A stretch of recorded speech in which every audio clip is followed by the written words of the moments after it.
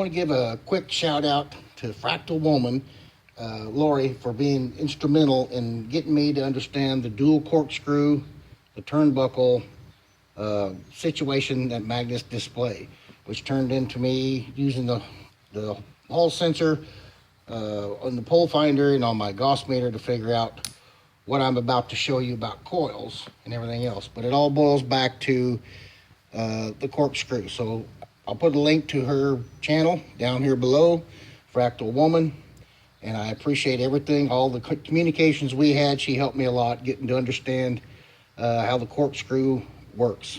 I don't know if she exactly knew what I was talking about, but she helped me to see the corkscrewing and the left and right rotations more clearly on how it could be applied, and that's what I've applied here. So thank you, Fractal Woman, and we'll move on. Okay, I want to show you, the first thing we're going to do is, I'm going to use this 12-volt battery, 275 cold cranking amps, just a lawn and garden battery. My Gauss meter, homemade Gauss meter, my voltmeter, see the numbers, and my pole identifier. And I've got this piece of steel I use to magnetize and demagnetize. Right now it shows no poles. It probably has a little bit of Gauss, 0.16, 0.06. What I'm going to try to do is magnetize it with the current from the battery directly through the magnet, directly through the steel. If I can get it to connect, we'll try and do that. There's a good fire. Might get another one. There's a good one. Fired up good, even welded to the end of it. If you'll notice, I still don't even get a pole. No pole, the light's not coming on. Let me get a magnet and I'll show you that it should be, or could be. See, the poles come on and off with this magnet, but they don't with this, so you can see. And it will show very little reading, more than what it had. 0.06 still, 0.05, and that may still be 0.13, 0.12. Did not change it, did not magnetize it with just the battery going straight through the steel. So we got to use a coil. We got to get that Fibonacci swirl going to get it magnetized. And I'm going to show you more of how that works, magnetizing things. And we'll move on. Okay, you just saw how I cannot magnetize this with a single wire, you know, coming out of the positive into this magnet and grounding to the negative. It won't work. It has to be a coil. And if you saw my video, my previous video about how Hall sensors work, I use these two coils, a clockwise coil and the counterclockwise coil, to magnetize this magnet. And what it wound up doing is anytime you clockwise energize the magnet from this side, the energized side was always the south. In a clockwise coil rotation, the energized side was always south. You know, I turned this to prove that. I can put the painted in one way and put it in the other way, and it's always a south. It's color-coded right here and wrong here, but that was the show. It's always a south on a clockwise coil, according to a Hall sensor. Then, when I used the counterclockwise coil, it flipped. I put the south on this side and energized the counterclockwise coil going that way, and that's a north, where it says it's a south. And if I flip this, of course, it made it look right because it was counterclockwise. So in other words, the clockwise coil, no matter, you know, it always is a south going in, where the current's going in is a south. The counterclockwise coil, where the current's going in, is always a north. So what that tells me is why I'm saying there's the dual torus feeds, which are just inputs to the magnet only, is because even though I energized the north in that direction or the south in that direction, it still stayed going that way. It's not shooting out the other side to be the south or the north, because you can turn it and you can counterclockwise it. Coming in either way, you get a pole. So that says both poles are feeding in. Now, how does that happen? Just like on the clockwise, if I'm feeding in this way, how could this side be feeding in? It's a flyback. That's what causes that to happen.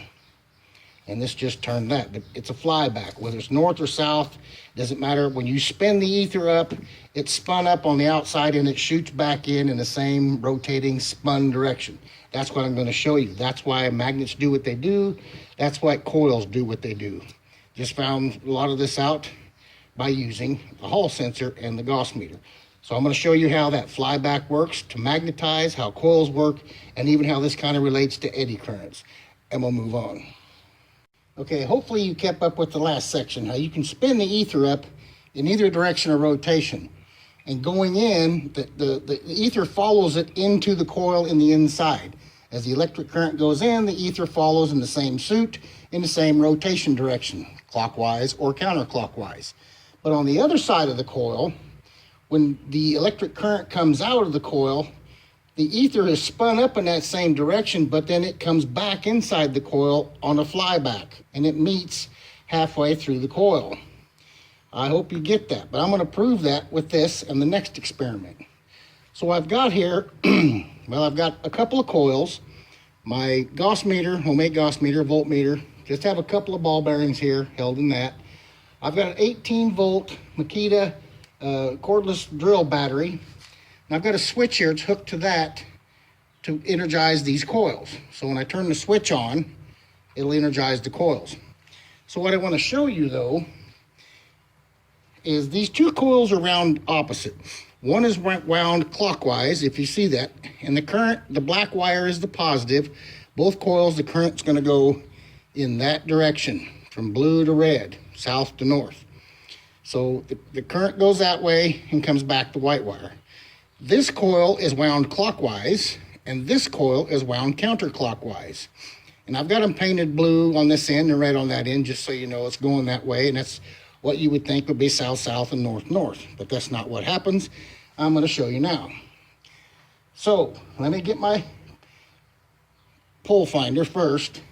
I'm going to turn the power on, and I can't do this long or these coils get hot, so I have to break this up into pieces, into sections. Power's on. This should show a south, and it does. This should show a north, and it does. This should show a north, and it does. That should show a south, and it does. And my coils are getting hot. So if you noticed, this coil wound clockwise showed a south here and a north there. That makes perfect sense. This coil showed a north there and a south there. Okay, it was reversed because it's counterclockwise. That's what this says. If that's counterclockwise going away from it, like I showed with my last video, it says it's a north. Now what's got me here, and what I'm trying to explain to you, this would only show a south if it was going clockwise away from it. If you look at this, it's clockwise and it's going away from it.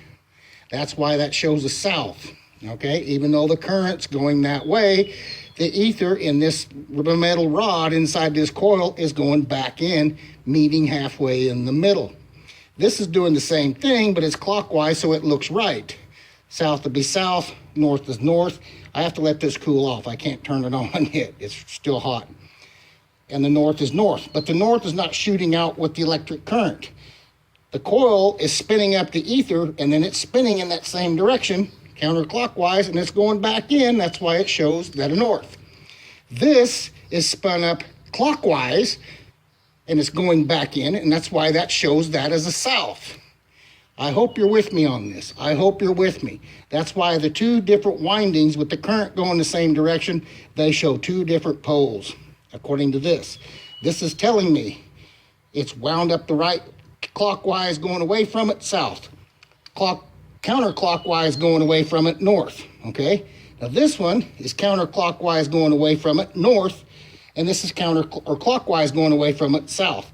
I should have reversed these two to give you this so you understand. But the current is going that way through both of these at the same time. So think about that a minute. That's why this shows opposite poles. Even though I've got them painted this way, which you'd think would be right, is not.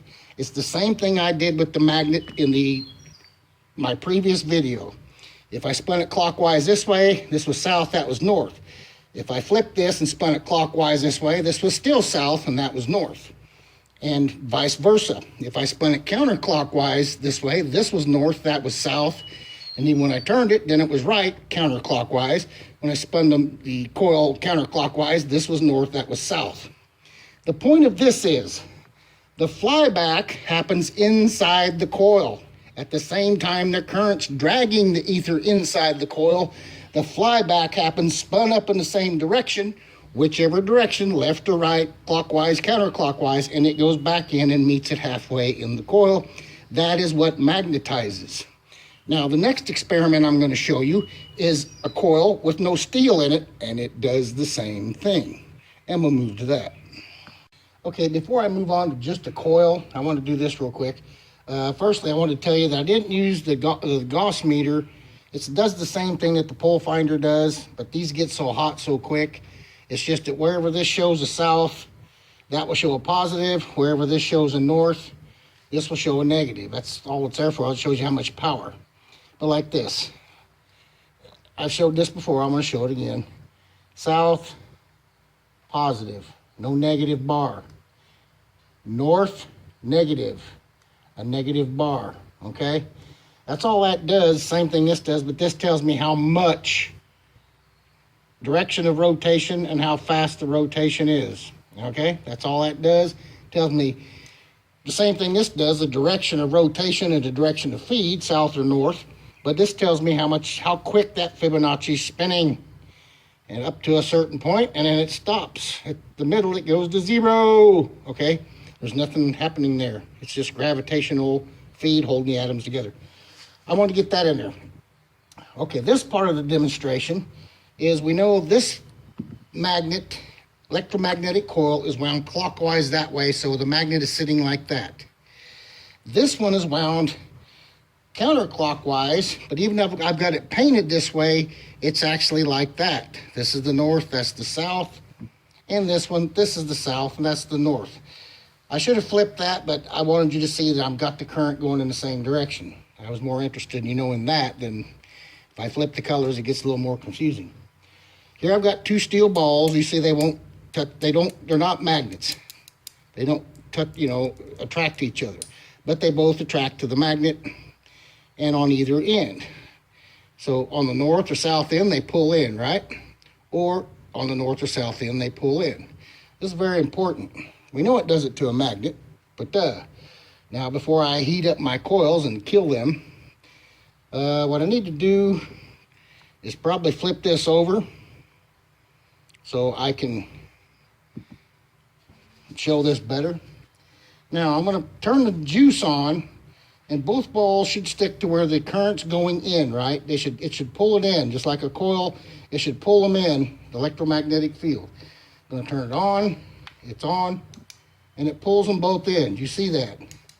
Pulls them both in and holds them. Okay, that's fine. That's the south.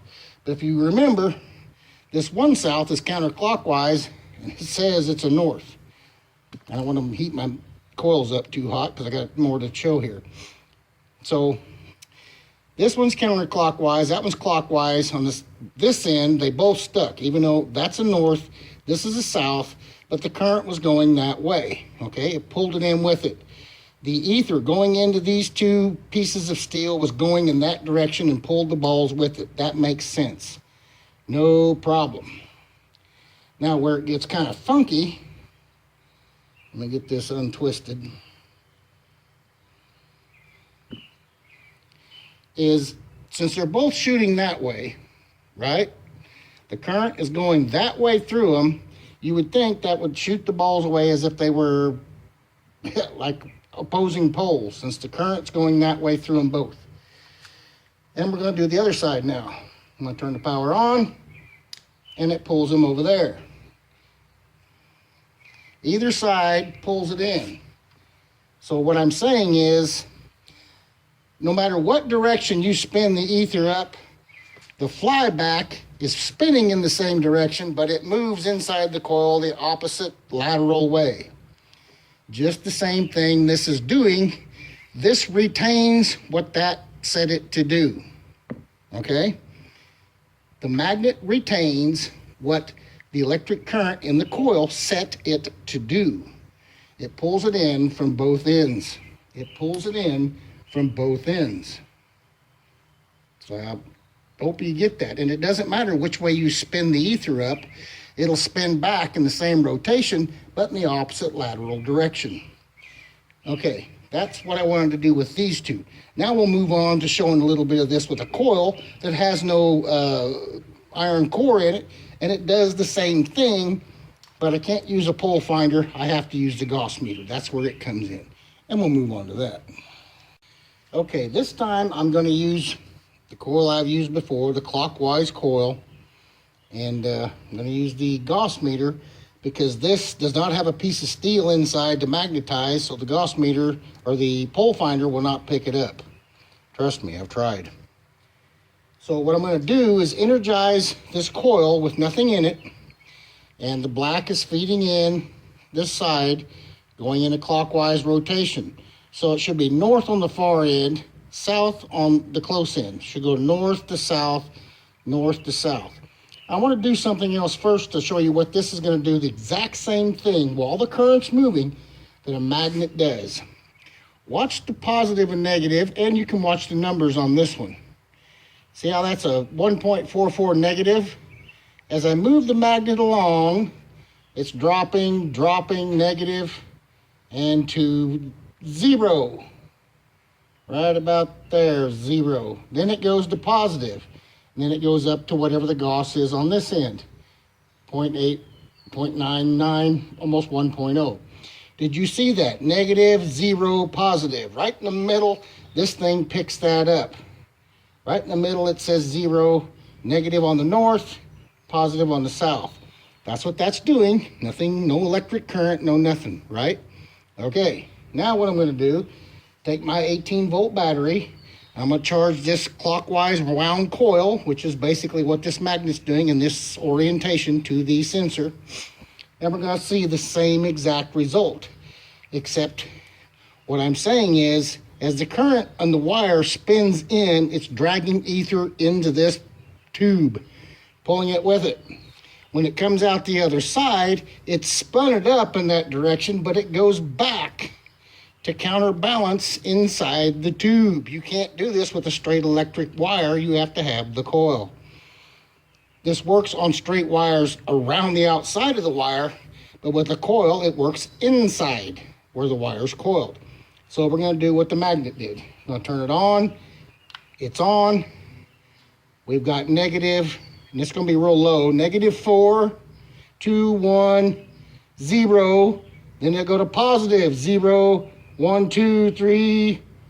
Yeah, I didn't get the 4 on this side, but you see that. Negative 2 to 0, or positive, I'm sorry, positive 2 to 0 to negative 4. I hope you saw that. It's getting hot. My wires are heating up. It does the same thing the magnet does. There's flyback happening inside this coil on the output side where the current goes out. The ether is spun up and it's pushing back in to counterbalance where it's pulling it in inside this side. They counterbalance, but they're spinning in the same direction. We've spun the ether up. Okay, I'm going to hold the camera because I have to do it. The fan, we're going to use the fan again, and we're on the back side of it. This is going to represent our coil wires, which is the blue part of the fan, the outside. And since we're back here, I have to do it kind of backwards. This is going to be on the north side, counterclockwise. Okay? Counterclockwise. So once I turn on the coil here with electric current, it's sucking ether inside the middle. So now, this little fan is going to be our magnet, our piece of steel, piece of neodymium, okay? And we're going to put the north to us because this fan rotates in that direction. There's nothing I can do about it. So as I put the fan up, it's going to start spinning counterclockwise. So there goes our magnet, counterclockwise. Oh yeah, it's sucking the ether in through the center of the coil counterclockwise. I can do it clockwise, but I don't have a fan that turns that way. So as you look from this side, it's still blowing it counterclockwise. I'll let you show that. It's still blowing out counterclockwise. Counterclockwise. But what happens is, when the flyback happens, as soon as you turn that current on, it flies back in this side, boom, and it's clockwise. It's going in, and they meet halfway between. Okay? They meet halfway between. There's nothing in the middle of this except our iron arm. The fan is just the magnetic field rotating. Okay? So the south has to go back in. I wish I could do this the other way around, but I can't because this fan rotates in this direction. Okay. You got me? The south is going to go back and meet the north halfway through. Red and blue. I hope you get it. That's that. So anyway, that's why you get a north and a south. Whichever way you spin the ether up, it goes back in on the side that the electric current was coming out. It goes back in, twisted in the same direction, but you have opposing fields. Okay? This fan just happens to rotate where I have to use the north over here on the input side instead of the south. But I showed you how that can reverse however you wind your coil. Okay? So I did this north coming in, south with the flyback. That's why you get your division right in the middle. Laters. Now, below that, you get eddy currents. I'm going to show you the relationship between eddy currents and what we just did in this video. I'm going to move to that. Okay, what I've got here is a little foam catch basin. That's all it is. I've got an 1.5 inch diameter aluminum tube. It's about 10 to 12 inches long. I forget exactly. I think it's 10 inches. And a 1-inch neodymium sphere magnet. And we know from what I'm saying, the magnet is rotating all in one direction. It's accelerating gravity. That's what electric current is. That's why it magnetizes. It's an acceleration of the dielectric. So what we have when we magnetize something is we're spinning up the ether, and it comes back on the north side or whatever side, depending on which way you spin it, according to a Hall sensor, and it comes back in and they meet halfway. That's what I've been saying. But the difference between spinning up the ether to get magnetization and just pushing it out of the way is an eddy current. There's a line there between how fast you spin the ether or push it out of the way. So eddy currents are just pushing the ether back out of the way, but not fast enough to cause magnetism or electric currents.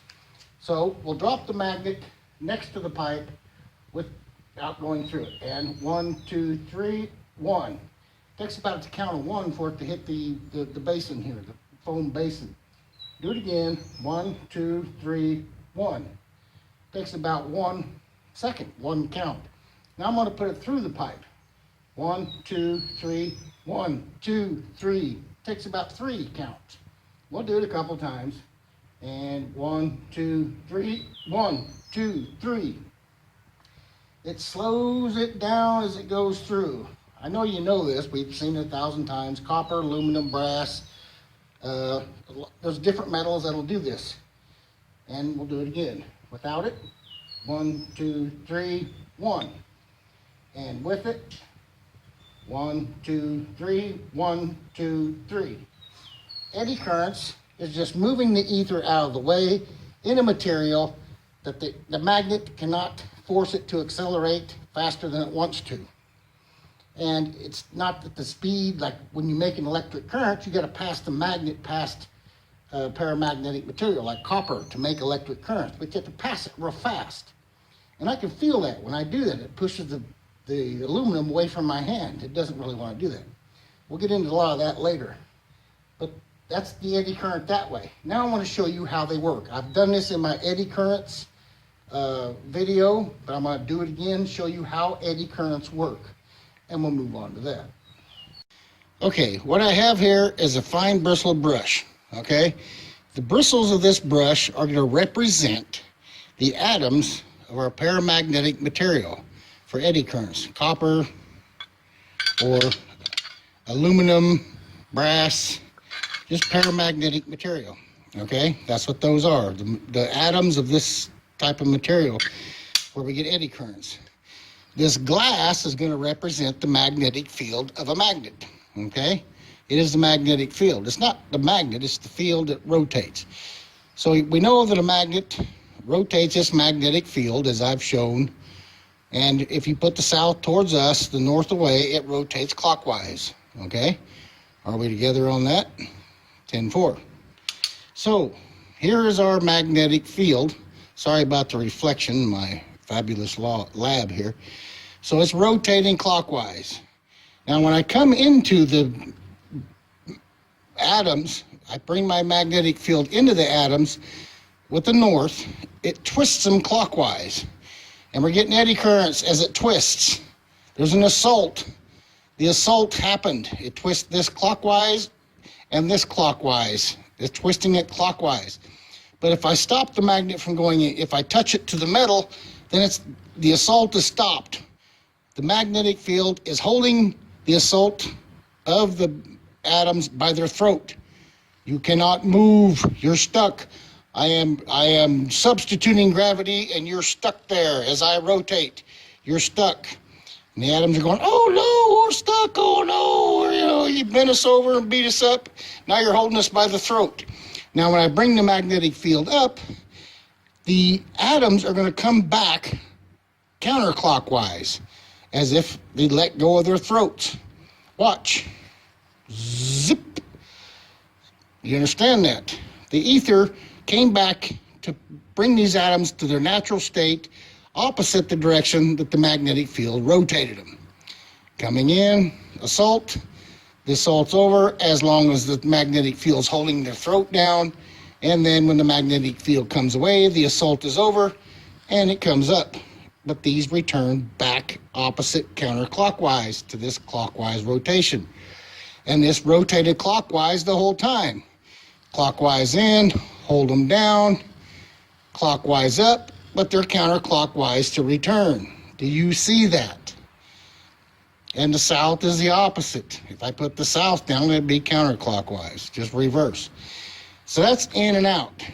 Comes in, assault, stagnant, holding it by the throat, coming out, release. When it's released, it comes back the way it got twisted. It got twisted this way, comes back that way.